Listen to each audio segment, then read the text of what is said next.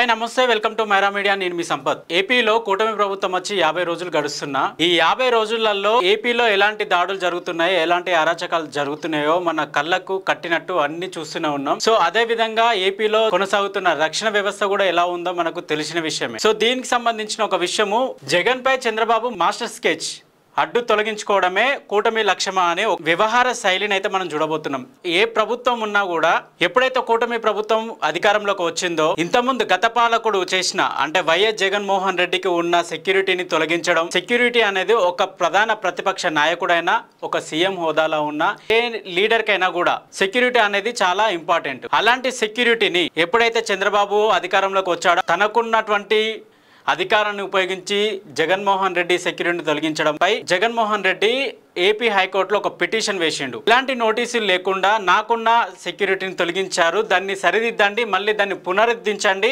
ఎప్పుడైతే 3/6/2024 అంటే చంద్రబాబు నాయుడు అధికారాన్ని చేజిక్కించుకోవడానికి ముందు ఉన్న ఏదైతే సెక్యూరిటీ ఉందో ఆ సెక్యూరిటీ నాకు ఇవ్వాలని చెప్పేసి జగన్మోహన్ రెడ్డి హైకోర్టులో ఒక పిటిషన్ వేసిండు నన్ను అంతమొందించడమే కూటమి లక్ష్యం అందుకే నా భద్రతను భారీగా కుదించారు 3/6/24 నాటికి నాకున్న భద్రతను పునరుద్ధరించేలా ఆదేశాలు ఇవ్వండి హైకోర్టులో వైఎస్ జగన్మోహన్ రెడ్డి పిటిషన్ నాకున్న ప్రాణహానిని రాష్ట్ర ప్రభుత్వం సరిగ్గా మదింపు చేయలేదు టీడీపీ నేతల బహిరంగ బెదిరింపులను పరిగణలోకి తీసుకోలేదు నోటీసు కూడా ఇవ్వకుండా ఏకపక్షంగా భద్రతను తగ్గించారు ఇంటి వద్ద కార్యాలయం వద్ద భద్రతను పూర్తిగా తొలగించారు దీంతో ప్రస్తుతం నా చుట్టూ 2 భద్రతాధికారులే ఉన్నారు ఇచ్చిన బుల్లెట్ ప్రూఫ్ వాహనం కూడా సరిగ్గా లేదు నా సొంత బుల్లెట్ ప్రూఫ్ వాహనం వాడుకుంటానన్న అనుమతి ఇవ్వలేదు వారిచ్చిన వాహనాన్నే వాడాలని చెప్పారు గతంలో తనకున్న Z+ కేటగిరీ భద్రతను కుదించడాన్ని సవాల్ చేస్తూ మాజీ ముఖ్యమంత్రి వైఎస్ జగన్మోహన్ రెడ్డి హైకోర్టును ఆశ్రయించారు తనను అంతమొందించడమే ప్రస్తుత అధికార కూటమి ప్రధాన లక్ష్యమని తనకున్న ప్రాణహానిని ప్రభుత్వం పరిగణలోనికి తీసుకోలేదంటూ ఆయన సోమవారం హైకోర్టులో పిటిషన్లు దాఖలు చేశారు తనకున్న ప్రాణహానిని సరైన రీతిలో మదింపు చేయకుండా రాష్ట్ర ప్రభుత్వం ఏకపక్షంగా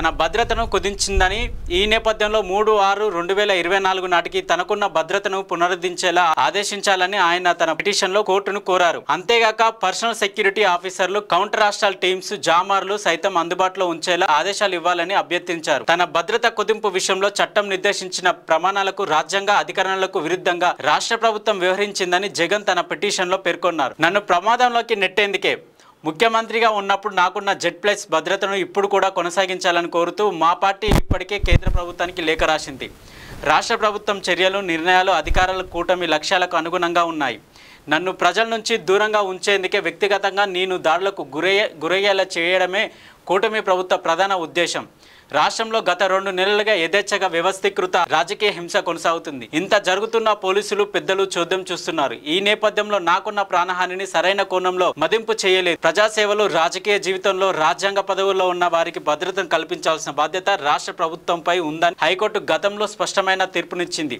అయినా కూడా రాష్ట్ర ప్రభుత్వం అసాధారణ రీతిలో నా ఇంటి వద్ద ఆఫీస్ వద్ద భద్రతను ఉపసంహరించింది నా భద్రతపై ఆందోళన వ్యక్తం చేస్తూ మా పార్టీ కేంద్ర ప్రభుత్వానికి లేఖ రాసినా కూడా ఎలాంటి స్పందన లేదు నా జీవితాన్ని స్వేచ్ఛను ప్రమాదంలోకి నెట్టేందుకు ఈ అధికార కూటమి ప్రభుత్వం తన అధికారాన్ని వినియోగిస్తుంది ఉన్నపలంగా అకారణంగా ఏకపక్షంగా నాకున్న భద్రతను కుదించింది ఇటీవల నా భద్రత వలయంలో ఉల్లంఘనలు జరిగినా కూడా పోలీసులు పట్టించుకోవలేదు వారు కూటమి ప్రభుత్వ పెద్దల పల్లకీలు మోస్తున్నారు ఉద్దేశపూర్వకంగా తమ విధులను వారు విస్మరించడం వల్లే ఇటీవల కాలంలో మా పార్టీ కేడర్పై ఆశలపై వ్యవస్థీకృత హింస పెరిగిపోయింది దీనిపై మేము ఢిల్లీలో నిరసన కార్యక్రమం కూడా చేపట్టాం నన్ను భౌతికంగా లేకుండా చేయడమే అధికార కూటమి లక్ష్యం ఈ విషయంలో టీడీపీ సీనియర్ నేతల మధ్య సంభాషణ కూడా జరిగింది ఆ సంభాషణ మీడియాలో విస్తృతంగా వ్యాప్తి చెందింది నర్సీపట్నం నుంచి ఎమ్మెల్యేగా ఎన్నికైన ప్రస్తుత స్పీకర్గా ఉన్న అయ్యన్న పాత్రుడు నా గురించి మాట్లాడుతూ నేను ఎన్నికల్లో మాత్రమే ఓడిపోయానని ఇంకా బతికే ఉన్నానని ఆయన వ్యాఖ్యానించారు అంతేగాక చచ్చే వరకు కొట్టాలని కూడా వారు మాట్లాడారు నాకు రక్షణగా 2 అధికారులే ఉన్నారు రాష్ట్రంలో రాజకీయ పార్టీల మధ్య వైర్యం ఉంది అయితే అధికార పార్టీ కూటమి నేతలు రెచ్చగొట్టే ప్రసంగాలే మా పార్టీ కేడర్ నేతలపై దాడులు జరగడానికి పునాది ఒక మాజీ ముఖ్యమంత్రి తనకున్న భద్రత తనకి ఇవ్వాల్సిన సెక్యూరిటీ ఇవ్వడం ప్రభుత్వంగా మీ బాధ్యత రాజకీయంగా కక్షలు ఉండొచ్చు కానీ ఆయన ఒక ప్రతిపక్ష హోదాలో ఉన్నాడు ఒకప్పుడు ఆంధ్రప్రదేశ్ను పరిపాలించిన ముఖ్యమంత్రిగా ఉన్న వ్యక్తి ఇప్పుడు సరే జగన్మోహన్ రెడ్డికి మీరు సెక్యూరిటీ అనేది Z+ సెక్యూరిటీ అనేది తీసేసింది. ఒకప్పుడు ఇదే చంద్రబాబు నాయుడు అలిపిరి ఘటన తర్వాత కేంద్ర ప్రభుత్వం నుండి మరీ లేఖ రాసి Z+ కేటగిరీని తీసుకొచ్చుకున్నాడు. మరి అప్పుడు ఏ అధికారం లేదు కదా చంద్రబాబుకు, కేవలం ప్రతిపక్షంలోనే ఉన్నాడు కదా. తనకు కావాల్సిన సెక్యూరిటీ జగన్మోహన్ రెడ్డి కల్పించాడు.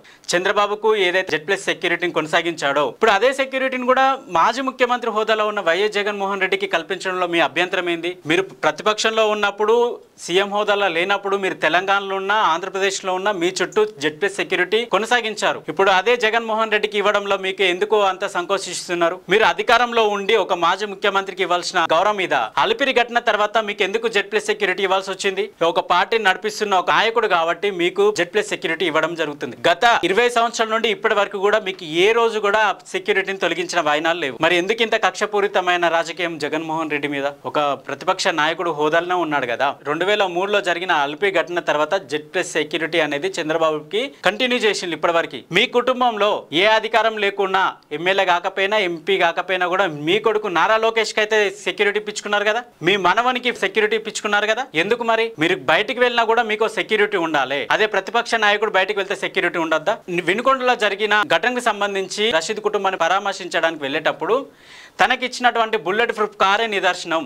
తనకి ఎలాంటి సెక్యూరిటీని మీరు ప్రొవైడ్ చేస్తున్నారనేది. పగిలిన అద్దాలు, తెరుచుకొని డోరు, ఇదా ఒక మాజీ ముఖ్యమంత్రికి ఇవ్వాల్సిన గౌరవం? ఇలాంటి రాజకీయ కక్ష సాధింపు రాజకీయాలు చేయడం మంచిది కాదు. ఒక ముఖ్యమంత్రి హోదాలో మీరు ఉన్నారు, ప్రతిపక్ష హోదాలో వైఎస్ జగన్మోహన్ రెడ్డి ఉన్నారు. సో ఇలా మీకు ఇష్టం ఉన్నట్టు సెక్యూరిటీని తొలగించుకొని మీ ఇష్టరాజ్యంగా కొనసాగిస్తామని చెప్పేసి అంటే, ప్రజాస్వామ్యంలో ఉన్నాం కాబట్టి ప్రజాస్వామ్యబద్ధంగా మనం చట్టబద్ధంగా వెళ్లాల్సి ఉంటుంది. ఒక ముఖ్యమంత్రి హోదాలో ఉన్నప్పుడు ప్రతిపక్ష నాయకుడికి ఇవ్వాల్సిన బాధ్యత, ప్రతిపక్ష నాయకుడు ఇవ్వాల్సిన గౌరవం మీరు ఇస్తే అది బాగుంటది. సో ఇదే విషయానికి సంబంధించి జగన్మోహన్ రెడ్డి నిన్న ఏదైతే ఏపీ హైకోర్టులో ఉందో ఒక పిటిషన్ వేశారు. సో ఆ పిటిషన్లో తనకున్న సెక్యూరిటీని కొనసాగించాలి, ఏదైతే తన ఇంటి వద్ద, తన ఆఫీస్ వద్ద ఏదైతే సెక్యూరిటీ ఉందో ఇంతకుముందు అదే సెక్యూరిటీని కొనసాగించాలని చెప్పేసి ఒక పిటిషన్లో కోరుకున్నాడు.